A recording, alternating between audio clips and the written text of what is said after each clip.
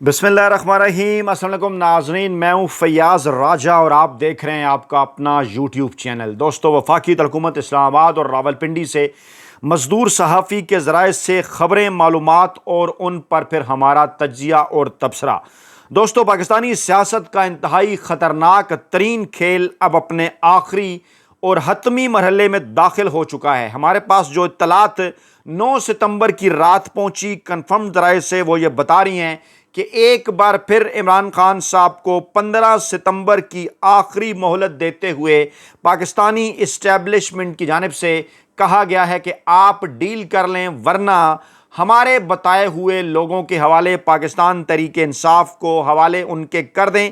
शाह महमूद कुरैशी, परवेज़ इलाही दोनों का नाम लिया जा रहा है। क्या पाकिस्तानी इस्टेब्लिशमेंट पाकिस्तान तहरीक इंसाफ को शाह महमूद कुरैशी के हवाले क्यों और कैसे करना चाहती है?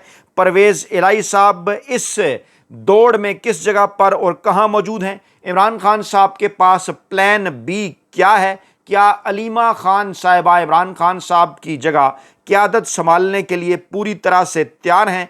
अगले 100 घंटे अहम तरीन फैसले के हवाले से जो है वो बड़े अहम करार दिए जा रहे हैं और कहा यह जा रहा है कि 2 नाम जब पाकिस्तानी इस्टेब्लिशमेंट की जानिब से भिजवाए गए, कप्तान को, इमरान खान को, तो उसके बाद अलहदा से एक नाम शाह महमूद कुरैशी साहब का भी भिजवाया गया और कहा यह जा रहा है कि इमरान खान साहब के पास इस वक्त इस्टेब्लिशमेंट की इस डील के जवाब में अपना प्लान बी है और वो प्लान बी बहुत जल्द इमरान खान साहब की जानिब से लॉन्च कर दिया जाएगा। क्या ये बात दुरुस्त है कि पाकिस्तान तहरीक इंसाफ के अंदर इस वक्त इमरान खान साहब की के अलावा जो पार्टी क़यादत की मजबूत तरीन हकदार हैं वो अलीमा खान साहबा हैं? क्या पार्टी के ऊपर अलीमा खान साहबा का बाकायदा तौर पर उन्होंने टेक कवर कर लिया है? गुज़श्ता चंद दिनों से इस हवाले से कालम भी लिखे जा रहे हैं और क्यों बार बार इस किस्म का माहौल बनाया जा रहा है कि खुदा न ख्वास्ता इमरान खान साहब बाहर नहीं आ सकते, या अगर बाहर आ गए तो फिर वो पाकिस्तान में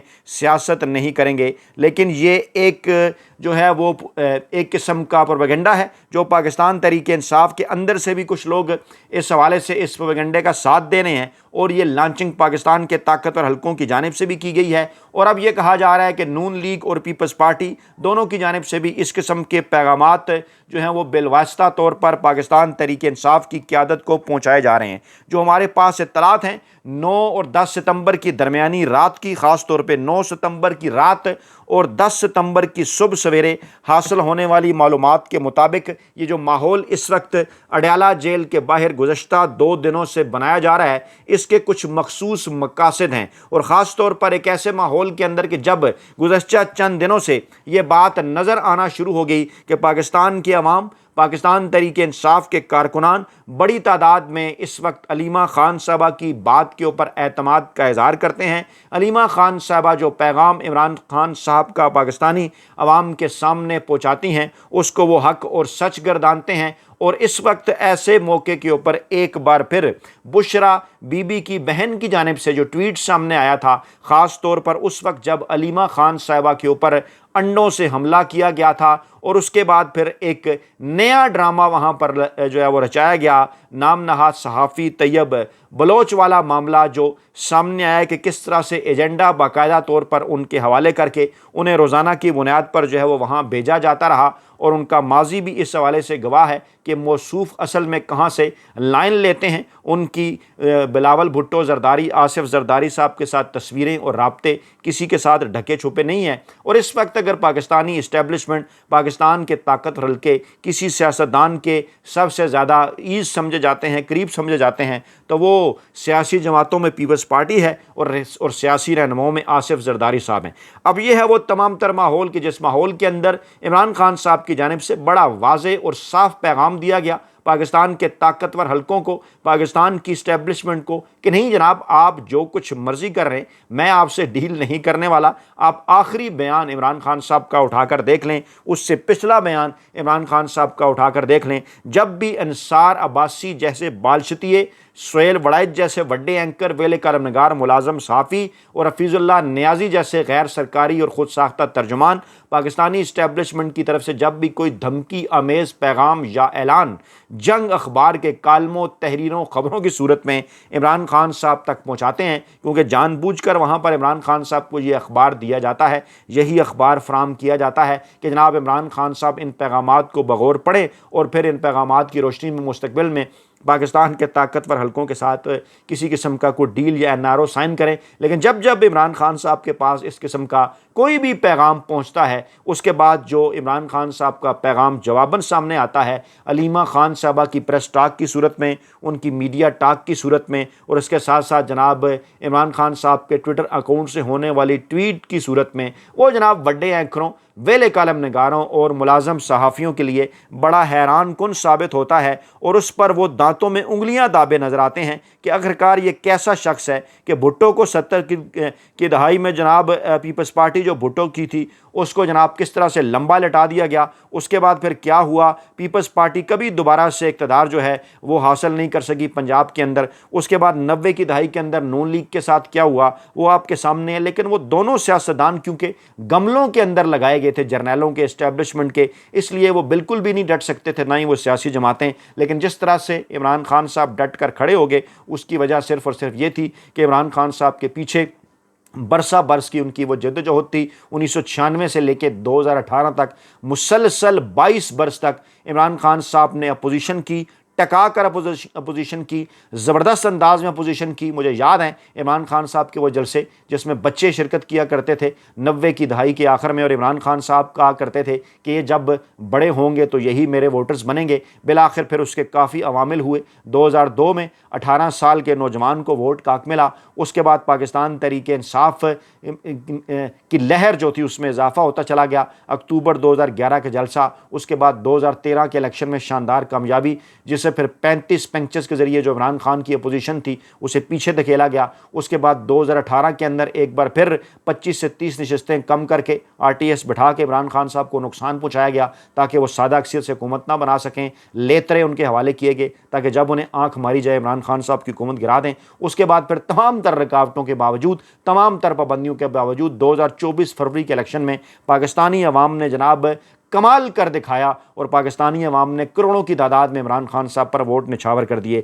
इस वक्त जनाब सूरत हाल ये है कि इमरान खान साहब की तीनों बहनों ने, ख़ास तौर पर अलीमा खान साहबा ने भी बाकायदा तौर पर यह बात साबित कर दी है कि 29 ख़वातीन से भी ये डिक्टेटर्स खौफज़दा हैं और अब सवाए इन पर कीचड़ उछालने के उनके पास कुछ भी बाकी नहीं रहा। कभी अंडे और कभी डंडे और कभी नाम नहाद किस्म के जर्नैली लोंडे जो कि वहाँ जाकर ड्रामेबाजी करते हैं कि हमें मार पड़ गई, हमें कुट पड़ गई। सूरत हाल जनाब इस वक्त ये है कि पूरी कोशिश इस वक्त की जा रही है कि जनाब फरहान विर्क जैसे टट्टू उनको भी सामने लाया जाए, उनके ज़रिए जनाब तैयब बलोच साहब को हीरो बनाने की कोशिश की जाए। मौसूफ ने एक ट्वीट किया कि तुमने एक तैयब बलोच को खामोश करवाने की कोशिशें की, पूरा पाकिस्तान तैयब बलोच बन चुका है, सवाल होगा जवाब मांगेंगे। और उन्होंने जो तस्वीर लगाई वो जनाब निकल आई है गर्मियों के मौसम की।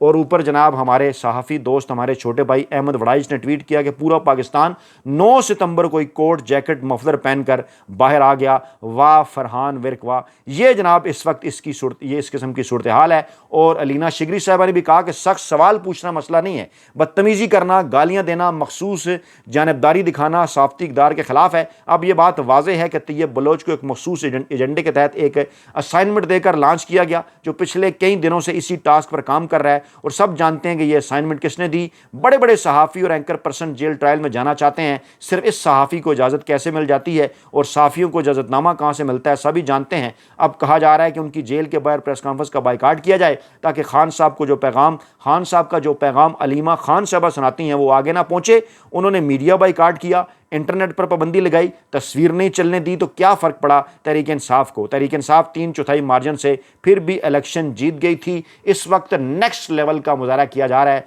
बेशर्मी का पाकिस्तान तहरीक इंसाफ के ख़िलाफ़, इमरान खान के ख़िलाफ़। और ये जो कुछ अलीमा खान साहबा के ख़िलाफ़ आगाज़ हुआ है ना जनाब प्रोपेगेंडे का, इसका मकसद सिर्फ और सिर्फ एक है कि जनाब ये जो हम पैगाम भिजवा रहे हैं ना कि शाह महमूद कुरैशी को मान लें, परवेज़ इलाही को मान लें या हमारे किसी और बंदे को मान लें, आप कुछ अरसे के लिए साइड पर बैठ जाएँ, दोबारा आपकी एंट्री हो सकती है, लेकिन पहले आप खामोशी इख्तियार कर लें। ये तमाम तर चीज़ें सिर्फ और सिर्फ इसलिए हैं कि उन्हें इस बात का अंदाज़ा हो गया कि पाकिस्तान के अवाम अलीमा खान साहबा के पीछे भी उसी तरह से डट कर खड़ा होने के लिए तैयार हैं जिस तरह से जनाब वो इमरान खान साहब के पीछे खड़े हुए हैं। आज अलीमा खान साहबा ने एक बड़ा इंकशाफ भी किया। उन्होंने कहा कि इस्लामाबाद हाई कोर्ट में जिन एहलकारों ने इमरान खान को उठाया था, गिरफ्तार किया था, खींचा था, इन एहलकारों ने गाड़ी में बैठकर इमरान खान साहब से माफ़ी मांग ली थी और अलीमा खान की जानिब से कारकुनान का भरपूर दफा किया गया। ये सुनिए। सारे मौजूद होते हैं, आराम से गुजर जाता है। आज तक कुछ हुआ है तो आज क्या हो रहा है? अच्छा, इसलिए और यही वो लोग हैं जो बड़े आराम से आते हैं, बड़ी तमीज से आते हैं, आपसे बड़े प्यार मोहब्बत से मिलते हैं। पीटीआई के हो जाए, कोई हो जाए, लेकिन जब आप लोगों को इश्तिहार डलाओगे, जैसे इमरान खान के साथ हुआ था जब हाईकोर्ट से उनको उठाया गया था जान के डंडे मार के, और जब गाड़ी में बैठ के उन्होंने माजरत भी कर ली थी खान साहब से। क्यों किया गया था? जान के उनको घसीटा गया था और अगवा किया गया था ताकि लोगों को इश्तिहार डलाएं।